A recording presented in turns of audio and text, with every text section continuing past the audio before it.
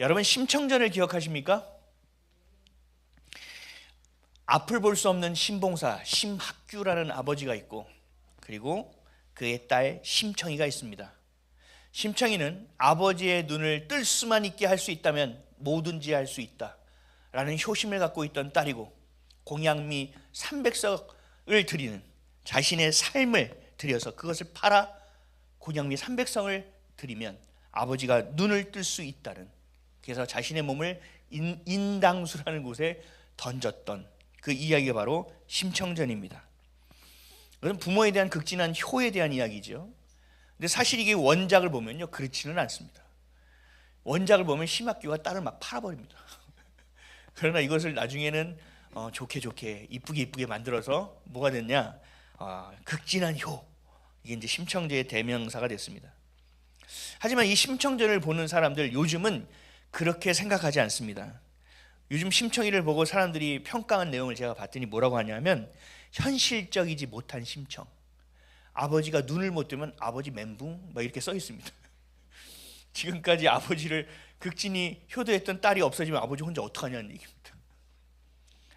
그리고 자신의 처지로 인해서 딸을 팔아버린 매정한 아버지, 뭐 이렇게 평가되는 것이 심청전입니다. 그러니까 오늘날 젊은 사람들에게 심청이라는 존재는 부담스러운 존재이기도 하지만 매우 비현실적인 존재로 보여집니다. 아주 거북한 존재입니다. 효를 위해서 자신의 행복을 버리는 미련하고 멍청한 사람이라고 생각합니다. 요즘의 현실 가운데 효라는 것은 효를 받을 만한 부모여야 효를 한다고 생각합니다. 그리고 자신의 형편껏 돕는 것을 효도라고 생각합니다. 시대에 따라서 효의 개념이 굉장히 많이 바뀌었다는 얘기를 하고 있습니다. 조선시대로 시작하여 지금까지 많은 사람들은 기독교를 좋아하지 않습니다. 왜냐하면 기독교는 효의 가치를 무너뜨리는 종교라고 생각하기 때문에 그렇습니다. 왜냐? 아버지 어머니가 돌아가시고 제사상을 모셔야 되는데 그 제사상을 모시지 않는 배은망덕한 자들이 기독교인이라고 여기기 때문에 그렇습니다. 그래서 장손, 장남에게 부모가 잘하고 기대하는 이유가 뭡니까? 내가 죽었을 때 제사밥을 챙겨줄 수 있는 사람이라서 장남, 장손을 되게 귀하게 여기는 것입니다. 유교라는 효는 그런 것을 가르쳐 왔습니다. 그래서 제사를 드리지 않는다는 이유로 기독교는 천대받았고 초기에는 순교까지 당해야만 했습니다. 극진한 효, 돌아가시고 나서 제사밥을 드리는 것. 그래서 우리나라에 세상에는 없는 예배가 하나 존재합니다. 뭐냐면 추도 예배입니다. 돌아가셔서 제사상을 차리긴 해야 되는데 성경에선 아니라고 하니 그러면 예배라도 드리자라고 해서 추도 예배를 드리고는 합니다. 하지만 성경적이지 않습니다. 예배라는 것은 누군가를 추모하고 누군가를 생각하기 위해서 하는 것이 예배가 아닙니다. 예배는 하나님이 대상이 되셔야 합니다. 그래서 추도 예배, 추모 예배는 성경적이지 않습니다. 그러면 어떻게 해야 되느냐? 그냥 그분을 기리는 일을 가족끼리 하면 됩니다. 밥을 먹고 우리 아버지는 이랬어. 그때는 몰랐는데 지금 그 마음을 이제 이해하겠어. 그렇게 생각하는 것들, 그리고 그것을 가지고 우리가 좋은 것은 받아들이고 좋지 않은 것은 하지 않을 수 있는 삶의 이종표가 될 수 있는 기억들을 가지고 살아가는 것, 이것이 우리가 해야 될 일이 추모 예배는 성경적으로 바람직하지 않습니다. 유교적 사상과 기독교가 섞인 것입니다. 정확하게 얘기하면 하지 말아야 됩니다. 또 성경을 보면 효를 그렇게 강조하지 않는 것처럼 보이는 구절들이 있습니다. 예를 들면 두 가지입니다. 하나는 마가복음 3장 31절에서 35절입니다. 우리 한번 같이 읽어볼까요? 시작. 그때 예수의 어머니와 동생들이 와서 밖에 서서 사람을 보내어 예수를 부르니 무리가 예수를 둘러 앉았다가 여짜오되 보소서 당신의 어머니와 동생들과 누이들이 밖에서 찾나이다. 대답하시되 누가 내 어머니며 동생들이냐 하시고 둘러진 자들을 보시며 이르시되 내 어머니와 내 동생들을 보라. 누구든지 하나님의 뜻대로 행하는 자가 내 형제요 자매요 어머니니라. 아멘. 그러니까 뭔가 이 내용의 문맥을 보고 하나님 예수님께서 말씀하시는 의도를 알면 오해를 안 하는데, 이 문장만 보면 어떻게 돼요? 누가 내 어머니라는 게, 야 이게 도대체 뭐야 이거 라고 생각이 들 수 있다는 거죠. 또 이렇게도 말씀하셨습니다. 누가복음 14장 26절입니다. 시작. 물은 내게 오는 자가 자기 부모의 처지와 형제와 자매와 더욱이 자기 목숨까지 미워하지 아니하면 능히 내 제자가 되지 못하고, 부모를 마치 미워해야 된다는 것처럼 볼 수도 있습니다. 성경에서의 말씀의 의도와 목적을 모르고 그냥 문맥적으로 읽고 있다면 성경은, 기독교는 그렇지 제사도 안 드리는 것들이 이럴 줄 알았어라고 생각할 수 있습니다. 또 지금의 현실에서 심청전을 봤을 때 효를 비현실적이고 거북하고 미련한 존재로 보는 지금의 문화, 또 돌아가신 부모님에게 제사를 드리지 않으면 반인륜적이고 온전하지 못한, 효를 행하지 않는다는 비판적인 이런 문화적인 배경, 이런 것들이 공경, 부모를 향한 공경을 매우 약화시킵니다. 기독교도 그런 것처럼 보여집니다.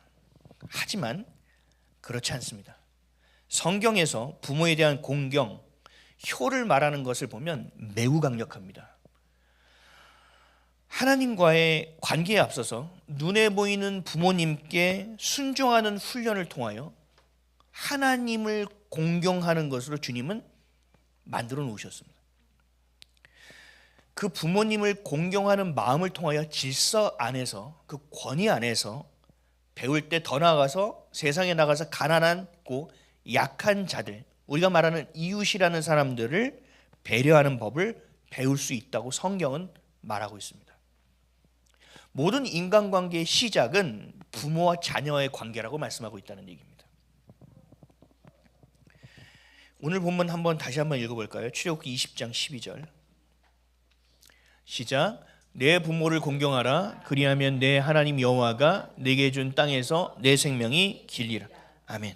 부모를 공경하라는 것은 10계명에 있는 말씀이죠. 근데 이 10계명의 10가지의 계명 중에 가장 가운데 있는 말씀이 바로 5번째 계명입니다. 하나님과의 관계 안에서 지켜야 될 계명, 사람의 관계 안에서 지켜야 될 계명의 중간에 있는 것이 바로 부모를 공경하라라는 계명이라는 거예요. 공경하라는 것은 히브리어로 말하면 카베드라고 합니다. 카베드. 카베드는 무겁다라는 뜻입니다. 근데 이 카베드의 단어를, 동사를 명령형으로 쓰면 뜻이 무겁게 여기다, 중요하게 여기다라고 해석합니다. 부모를 카베드하라라는 것은 부모를 중요하게 여기라. 하나님을 카베드하라라고 하면 하나님을 중요하게 여기라는 뜻입니다. 그러니까 내 부모를 공경하라라는 것을 직역하면 뭐예요? 내 부모를 무겁게 여겨라, 내 부모를 중히 여겨라 라는 의미를 가지고 있습니다. 이거 보면 별로 와닿진 않는데, 여러분 이 카베드라는 동사를 명령형으로 쓰는 게 구약 성경 안에서 몇 번 나올까요? 4번밖에 없습니다. 딱 4번입니다. 매우 중요한 데서 쓰셨다는 얘기입니다. 2번은 하나님을 공경하라는 것으로 썼고, 나머지 2번은 부모를 공경하는 거에 썼습니다. 동격이죠. 거의 하나님을 공경하는 것처럼 부모를 공경하라는 겁니다. 부모를 공경하지 못하면 하나님을 공경할 수 없다라는 이야기를 하고 있는 겁니다. 또 하나 있습니다. 이 카베드라는 단어는요, 꼭 같이 쓰이는 단어가 하나 있는데 그게 히브리어로 야레라는 단어입니다. 이건 뭐냐면 경외하다는 뜻입니다. 하나님을 공경하다와 하나님을 경외하다는 같이 가는 단어입니다. 근데 이게 부모를 향하여 쓸 때도 똑같이 같이 갑니다. 부모를 카베드하라, 부모를 야레하라, 부모를 공경하라, 부모를 경외하라, 똑같이 간다는 얘기예요. 딱 4번 씁니다. 근데 목적어는 둘입니다. 하나는 하나님, 또 하나는 부모님입니다. 하나님에 대해서 쓰인 두 개의 말씀을 함께 읽겠습니다. 딱 두 번 나옵니다. 잠언 3장 9절입니다. 시작. 내 재물과 내 소산물의 처음 익은 열매로 여호와를 공경하라. 이 공경하라가 카베드하라는 겁니다. 내 재물과 내 소산물의 처음 익은 열매로 하나님을 향하여 경외함으로 공경함으로 드리지 않으면 이건 뭐예요? 하나님 공경하는 게 아니라는 얘기예요. 저희 어머니가 저한테 이걸 굉장히 강조하셨습니다. 어렸을 때 아르바이트를 처음 했습니다. 그래서 월급을 딱 받아서 무슨 수당해서 봉투를 딱 받았는데 어머니가 옆에서 지나가면서 얘기해요. 첫 열매구나. 지나가시는 겁니다. 첫 열매네? 어떡하지? 갈등을 하다가 어떻게 했냐? 화가 났습니다. 뺏어가시는 하나님. 그래서 그 봉투채 해서 그 봉투에 넣어서 구례인가 어디 목사님한테 보냈습니다. 털었습니다. 그리고 이제는 정규직으로 나중에 들어갔습니다. 정규직의 첫 열매네? 아르바이트 이거 어떻게 해야 되지? 굉장히 갈등이 많았었습니다. 근데 지켰습니다. 그렇게 어렸을 때 훈련을 받으니까 지켜지더라고요. 먹을 게 없어서 11조는 어떻게 지켰습니다. 그것이 교육의 힘인 것 같아요. 어찌됐든 주님을 공경하라 라는 것은 뭐예요? 카베드, 경외하라 라는 겁니다. 또 한 것이 있습니다. 이사야 24장 15절입니다. 읽겠습니다. 시작. 그러므로 너희가 동방에서 여호와를 영화롭게 하며 바다 모든 섬에서 이스라엘 하나님 여호와의 이름을 영화롭게 할 것이라. 아멘. 여기서 영화롭게를 히브리어로 찾아보면 카베드입니다. 여러분 하나님을 공경하면 하나님이 영화로움을 받으시는 겁니다. 여러분이 하나님을 경외하면 하나님이 영화로움을 받으시는 겁니다.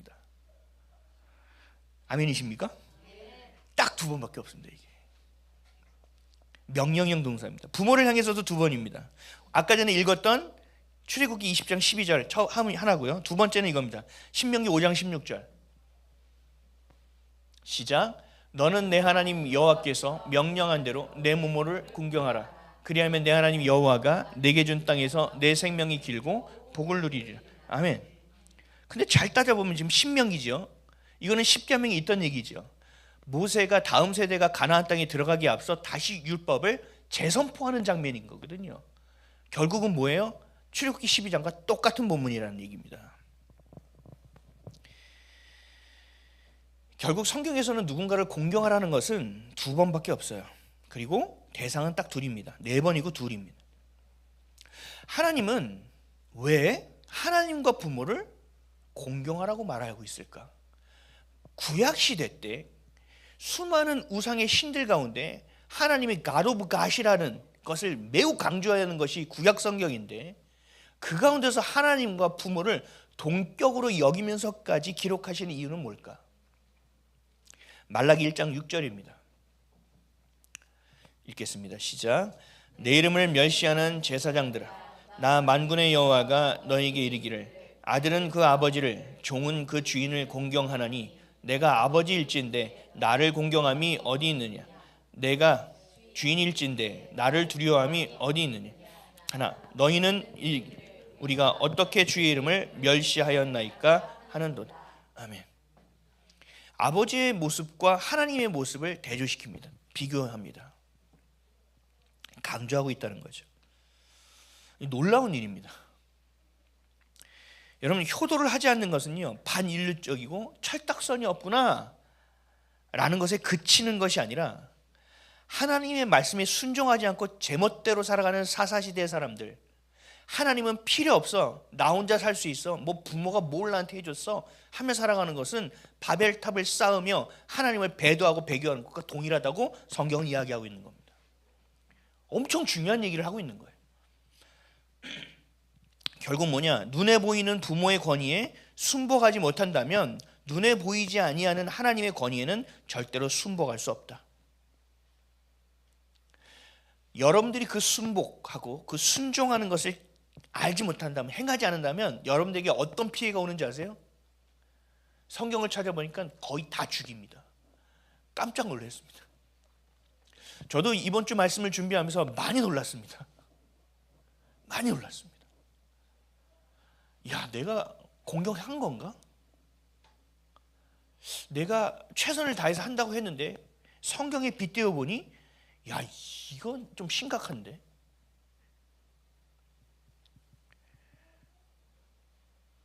여러분, 순종하지 못한다는 것은 뭐냐면요, 여러분의 삶의 이유를 못 찾게 된다는 얘기입니다. 장수하고 이런 거를 떠나서 그건 나중 얘기잖아요.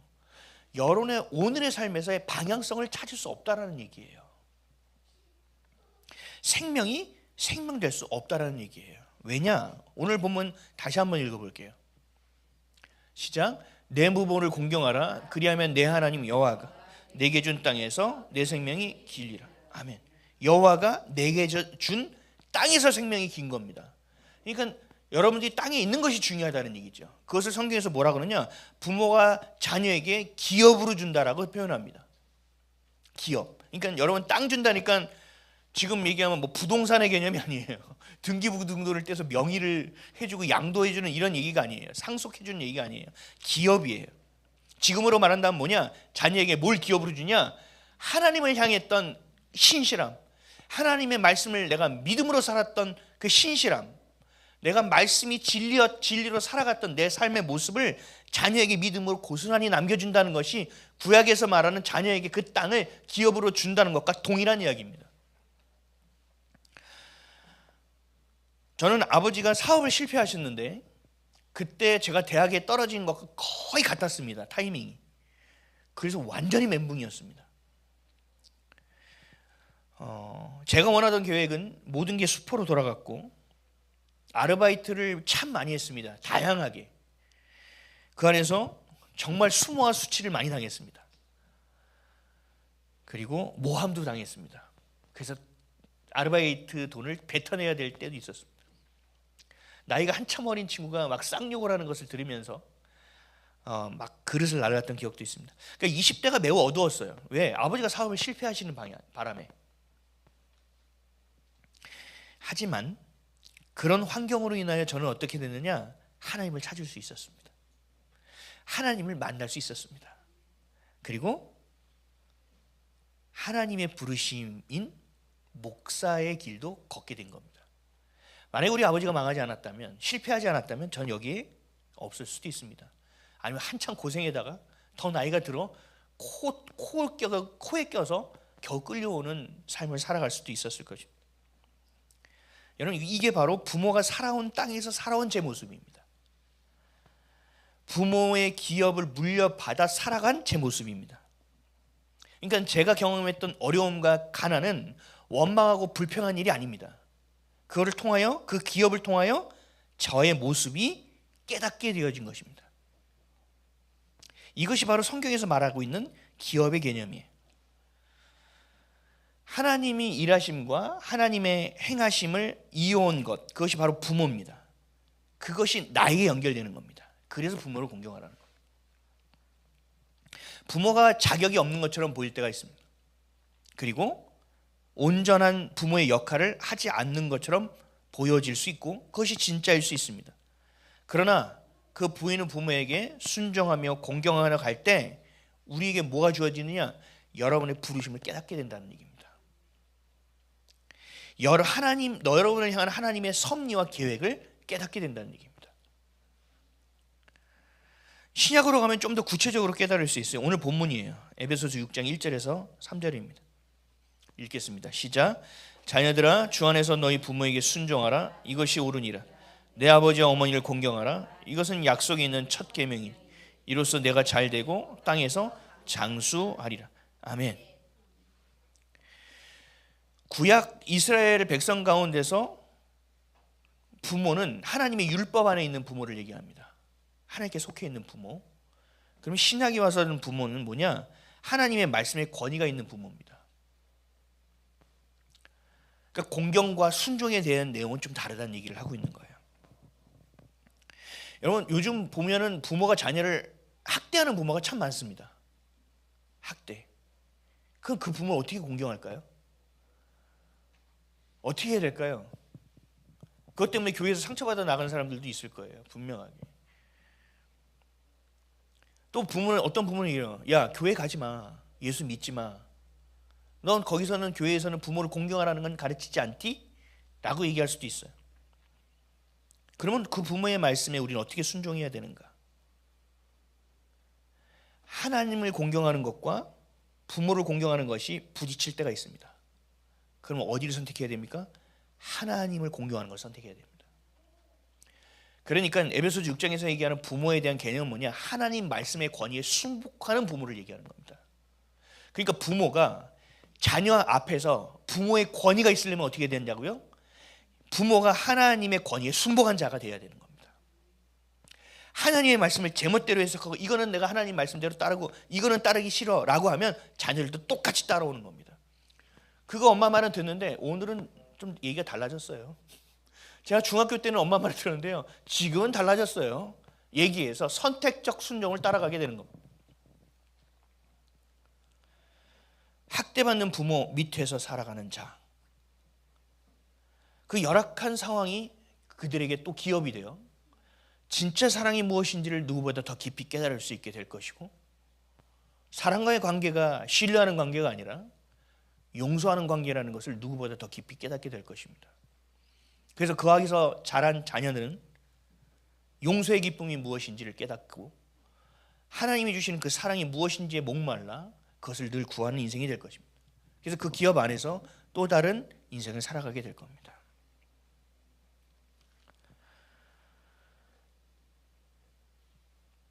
그러면 다섯 번째 계명은 부모를 공경하라는 건데, 여섯 번째 계명은 뭐였죠? 살인하지 말랍니다. 그러면 살인하지 않는 것보다 부모를 공경하는 것이 더 중요하냐? 라고 우리는 물을 수 있죠. 이웃의 것을 탐내고 이웃의 것을 탐욕하고 빼앗는 것보다 부모를 공경하는 것이 더 중요한 것인가? 라고 우리는 얘기할 수 있습니다.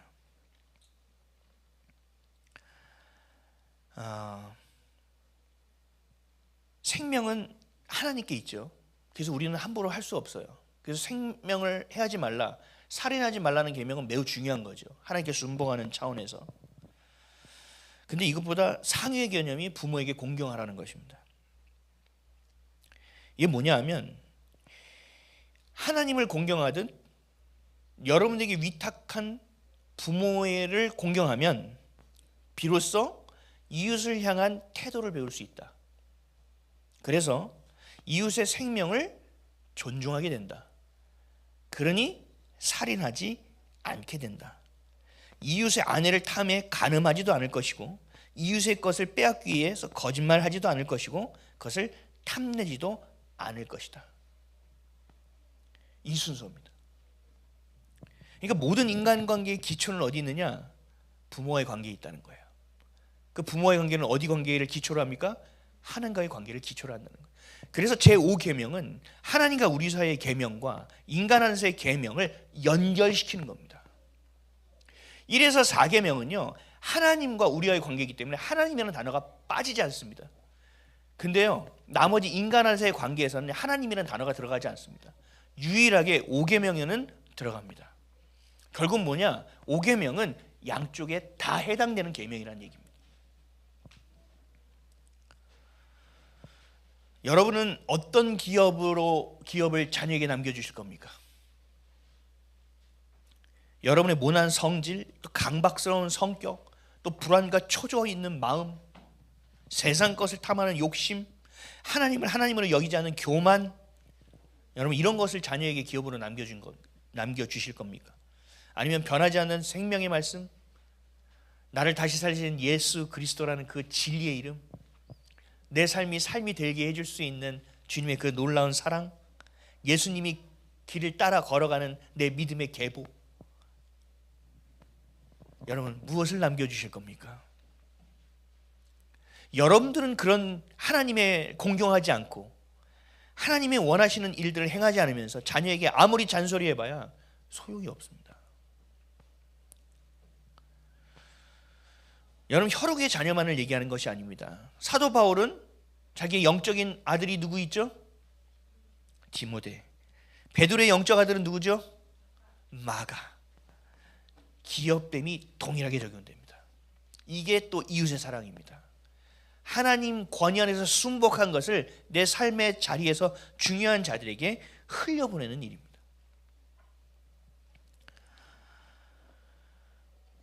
하나만 더 살펴보면 예수님도 제5계명을 지키셨습니다. 요한복음 19장입니다.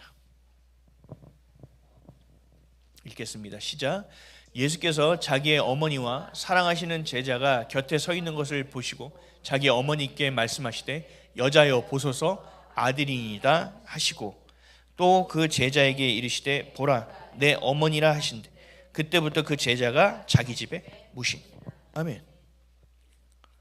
예수님이 아까 전에 초반에 얘기했던 건 뭐예요? 복음에 대한 중요성을 말씀하고 계시는 거죠. 근데 지금은 뭐예요? 육신의 부모를 공경하는 것을 이야기하고 계시는 거죠. 말씀 안에서 진리 안에서 하나님을 공경하는 것과 어머니, 부모를 공경하는 것이 충돌되는 것이 아니라는 얘기를 하고 있는 겁니다. 연결되어지는 것입니다. 우리 사랑하는 성도 여러분, 인간이라는 존재는 늘 교만합니다.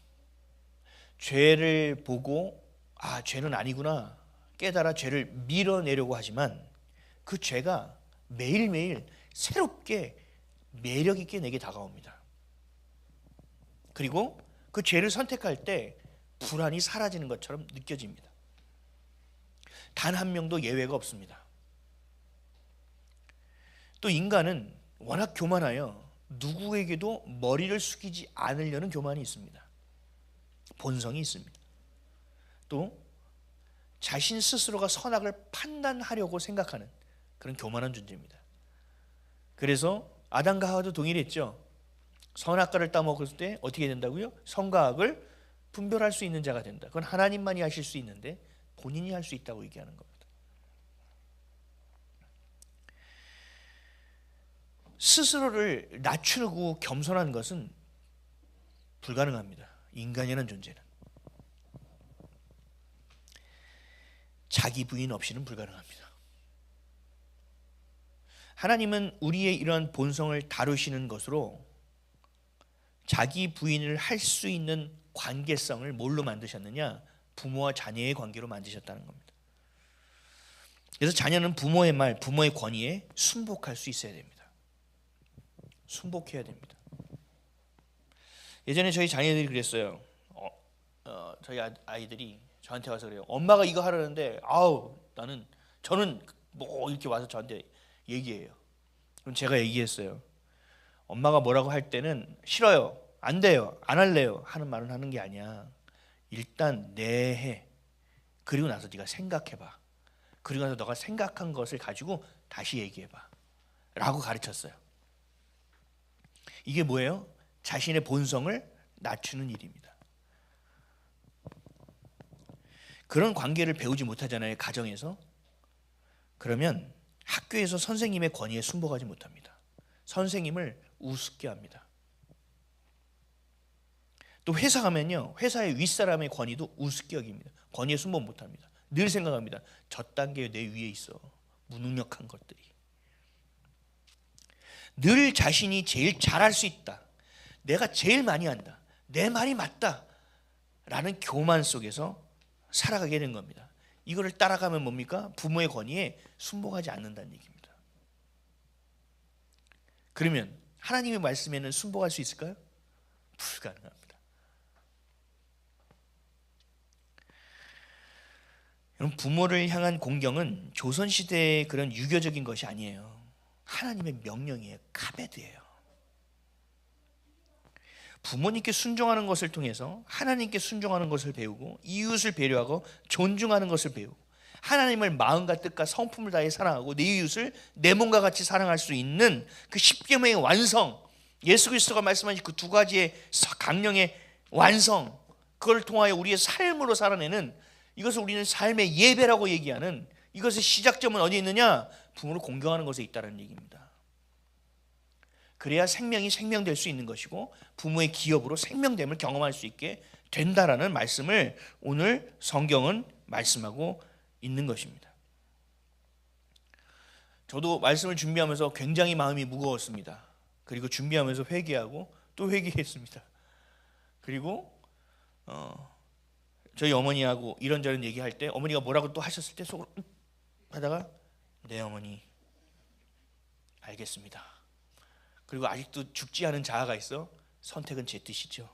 이렇게 장난을 좀 쳤었습니다. 근데 저의 태도를 제가 발견한 거예요. 뭐라고 말씀하셨을 때 맞아요. 옳을 수도 있고 그럴 수도 있어요.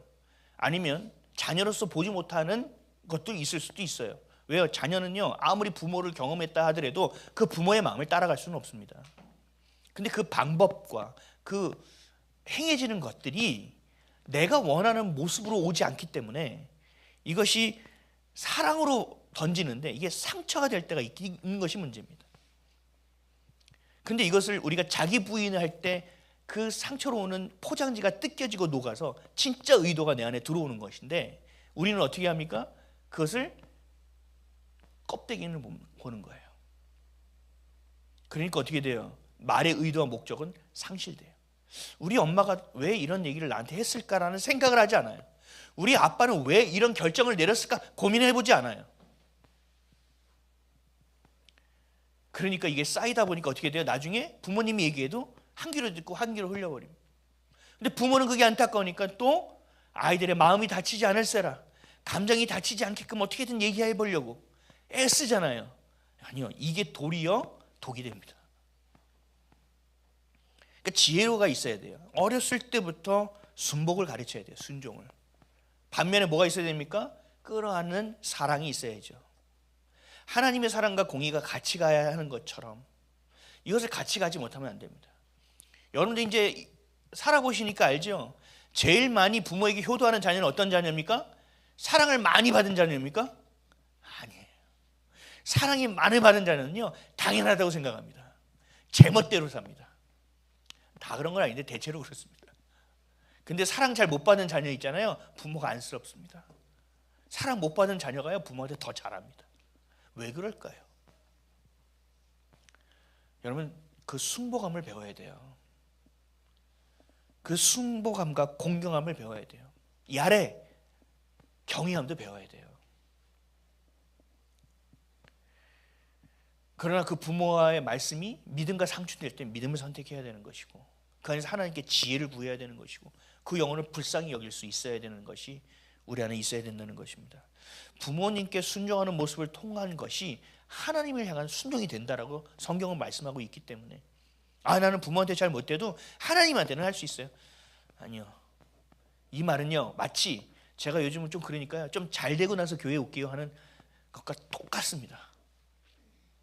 잘 되고 나서 교회 온다? 아니요. 죄송하지만 제가 목회하면서 한 명도 못 봤어요. 제가요, 좀 잘 되면 좀 넉넉하면 헌금할게요. 한 명도 못 봤어요, 저는. 하나님께서, 예수님께 왜 과부의 2 렙돈을 그렇게 귀하게 여기시는지 아세요? 말과 행동이 일치하는 겁니다. 그 마음을 전부를 드렸기 때문에 그렇습니다. 우리 사랑하는 성도 여러분, 여러분들의 삶을 통하여 하나님의 언약이 완성되어질 수 있습니다. 그것이 뭡니까? 제5계명의 시작입니다. 부모를 공경하십시오. 하나님을 공경하십시오. 그리고 우리 자녀들은 부모의 말씀에 순복하십시오. 들어보십시오. 그게 아니니까 앞에서 그러지 마시고 일단은 네 하고 들으십시오. 그걸 가져가서 보십시오. 주님, 어떻게 하는 것이 맞습니까? 우리 어머니, 우리 아버지가 이렇게 말씀하셨는데 제가 잘 모르겠습니다 하고 주님께 물어봐야 합니다. 더 중요한 건 뭐예요? 더 좋은 건 부모가 하나님과 관계 안에서 말씀을 깊이 묵상하고 예수 그리스도 외에는 내 삶에 소망이 없다고 여기고 하나님 말씀은 진리라 생명처럼 지키는 부모가 되어 있다면 자녀가 순복하는 것이 얼마나 훨씬 쉽겠습니까? 얼마나 그 기준이 명확해질 수 있겠습니까? 그 부모에 대한 얘기는 나중에 하겠습니다. 오늘 공경이니까. 그래서 여러분, 부모에게 카베다 하시기 바랍니다. 부모를 공경하시기 바랍니다.